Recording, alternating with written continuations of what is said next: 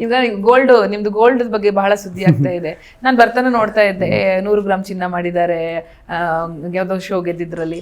And ಇನ್ನೊಂದ್ ಕಡೆ ಇವರು ಶರಣ ಅವರು ತುಂಬಾ ಗೋಲ್ಡ್ ಕೊಟ್ಬಿಟ್ಟಿದ್ದಾರೆ, ಅದೆಲ್ಲ ಹಾಕಿದ್ದೆಲ್ಲ ಅವ್ರಿಗೆ ಏನೋ ತರ ಈಗಲೂ ಹೋಗ್ತಿದೆ. ಒಂದು ಕರೆಕ್ಟ್ ಕ್ಲಾರಿಫಿಕೇಶನ್ ಕೊಡ್ತಾರೆ. ಗೋಲ್ಡ್ ಹಾಕಿದ್ ನಿಜ, ಯಾಕಂದ್ರೆ ಚಿನ್ನದಂಗಡಿ ಓಪನಿಂಗ್ ಎಲ್ಲ ಮೇಡಮ್ ಹಾಕಿದ್ರು. ಆಮೇಲೆ ನಾನೇ ಕೊಟ್ಬಿಟ್ಟು ಬಂದೆ ಬರ್ಬೇಕಾದ್ರೆ, ಅದೇ ನಾನೇನು ತಗೊಬಂದಿಲ್ಲ. ಅಂದರೆ ಅದು ಚಿನ್ನದಂಗಡಿ ಅಲ್ವಾ, ಬರ್ಬೇಕಾದ್ರೆ ವೆಲ್ಕಮ್ ಮಾಡೋಕೆ ಹಾಕ್ತಾರೆ. ರಘುವಣ್ಣನಿಗೂ ಹಾಕಿದ್ರು, ನೀವು ನೋಡಿರ್ತೀರ ಅನ್ಕೊತೀನಿ. ರಘುವಣ್ಣನಿಗೂ ಹಾಕಿದ್ರು, ನನಗೂ ಹಾಕಿದ್ರು. ಬರ್ಬೇಕಾದ್ರೆ ಕೊಟ್ಬಿಟ್ಟು ಬಂದೆ.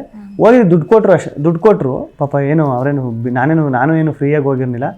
ಗೋಲ್ಡ್ ಏನಿಲ್ಲ, ಗೋಲ್ಡ್ ಕೊಟ್ಬಿಟ್ಟು ಬಂದೆ. ಓಕೆ, ಎಲ್ಲ ಮಕ್ಕಳು ಇಷ್ಟಪಡುವಂತ ಒಂದು ಸಾಂಗ್ ದೊಡ್ಡವ ಭಾಷೆ ಯಾಕೆ ಇಲ್ಲದ ಹಾಡಬಾರ್ದು ಪ್ಲೀಸ್?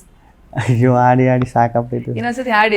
ದೊಡ್ಡವದು ನೀವು ದೊಡ್ಡವ ಅನ್ಕೊಬಿಡ್ತೀರಿ, ಅದನ್ನು ಏನಾರು ಹಾಕ್ಬಿಟ್ರೆ ತೊಂದ್ರೆ ಇಲ್ಲ. ನಾನು ದೊಡ್ಡವದು ಆಸೆ ಕೊಡು, ಚಿಕ್ಕವ ಚಕ್ಲಿ ಕೊಡು, ನಮ್ಮಪ್ಪ ರಾಜ ಕೊತ್ಮುರಿ ಬೀಜ ಸಾರ್ಗಾಕೋ ಸೊಪ್ಪು, ನೀವಿಬ್ರು ಮಾಡಿ ತಪ್ಪು. ಅದ್ ಹೆಂಗ್ ನಿಮ್ಗೆ ಗೊತ್ತಿತ್ತು ಹಿಂಗ ಹೆಂಗ್ ಬರುತ್ತೆ ಅದೆಲ್ಲ ನಿಮ್ಗೆ? ಈ ಇವ್ರಿಗೆ ಪ್ರಿನ್ಸಿಪಾಲ್ಗೆ ಅದೆಲ್ಲ ತಲೆಯಲ್ಲಿ ಹೆಂಗ್ ಬರುತ್ತೆ ಗಿಲಿ ಟಕ್ ಟಕ್ ಟಕ್ ಅಂತ ನಿಮ್ಗೆ? ಅದೇ ಮೇಡಮ್, ಅಲ್ಲಿ ಅದೇ ಸುದೀಪಣ್ಣ ವಾರ ಬಂದಾಗೆಲ್ಲ ಹೇಳ್ತಿದ್ರು, ಇಲ್ಲಿ ಜೀವಿಸ್ಬೇಕು, ಬದುಕ್ಬೇಕು. ಇದನ್ನ ಒಂದು ಶೋ ತರನೋ ಇಲ್ಲ ಒಬ್ಬ ಕಂಟೆಂಟ್ ತರ ನೋಡಿದ್ರೆ ಅದಾಗಲ್ಲ. ಅಲ್ಲಿ ಮನೇಲಿ ಜೀವಿಸಿದ್ರು ಮಾತ್ರ ಅದಾಗೋದು ಅಂತ. ಅದು ಜೀವಿಸೋದಕ್ಕೆ ಅನ್ಸುತ್ತೆ ಮೇಡಮ್ ಮೋಸ್ಟ್ಲಿ ಅದೆಲ್ಲ ಆಗಿದ್ದು. ಕಿತಾಪತಿ ಹೆಂಗ್ಸು ಎಲ್ಲರೂ ಕಿತಾಪತಿ ಹೆಂಗ್ಸು ಆಗಿದ್ರು. ಎಲ್ಲರಿಗೂ ತುಂಬಾ ಒಂದೊಂದ್ ಸಣ್ಣದು ಬಹಳ ಖುಷಿ ಕೊಟ್ಟಿದೆ. What next?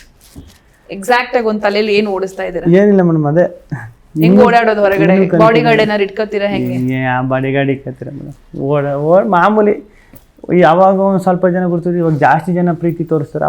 ಮುಂಚೆಗಿಂತ ಜಾಸ್ತಿ ಜನ ಅಂದರೆ ಅವ್ರು ಹಬ್ಬ ಅಂತ ನಮ್ಮನ್ನು ಏನು ಕೇಳ್ಬೋದು ಮೇಡಮ್? ಒಂದು ಫೋಟೋ ತೆಗೆಸ್ಕೋತಾರೆ, ಬಂದು ಮಾತಾಡ್ತಾರೆ.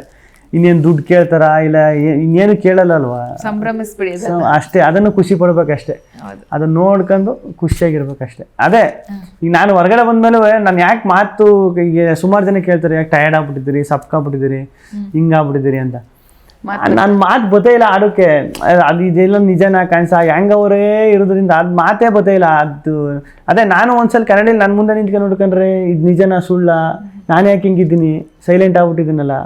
ಆ ಪ್ರೀತಿ ನೋಡಿ ಅದೆಲ್ಲ ನೋಡ್ಬಿಟ್ಟು ಹಂಗೆ ಸೈಲೆಂಟ್ ಆಗ್ಬಿಟ್ಟೈತೆ. ಓಕೆ, ನಿಮ್ಮ ಡೈರೆಕ್ಟರ್ ಕನಸು ಬಗ್ಗೆ ಏನಾದ್ರು? ಮಾಡ್ತೀನಿ ಮೇಡಮ್, ಅದೇ ಅಲ್ಟಿಮೇಟ್ ಗೋಲ್ ಅದಲ್ವಾ. ನೀವು ಫಸ್ಟ್ ಇಂಟರ್ವ್ಯೂ ಒಂದು 4 ವರ್ಷದಿಂದ ಏನೋ ಫಸ್ಟ್ ಇಂಟರ್ವ್ಯೂ ಮಾಡ್ಬೇಕಾದ್ರೂ ಅದೇ ಹೇಳಿದೆ, ಡೈರೆಕ್ಟರ್ ಆಯ್ತೀನಿ, ಇದೆಲ್ಲ ಮಾಡ್ತೀನಿ ಅಂತ. ಇವಾಗಲೂ ಅದೇ ಹಾಗೆ ಆಯ್ತೀನಿ, ಮಾಡೇ ಮಾಡ್ತೀನಿ.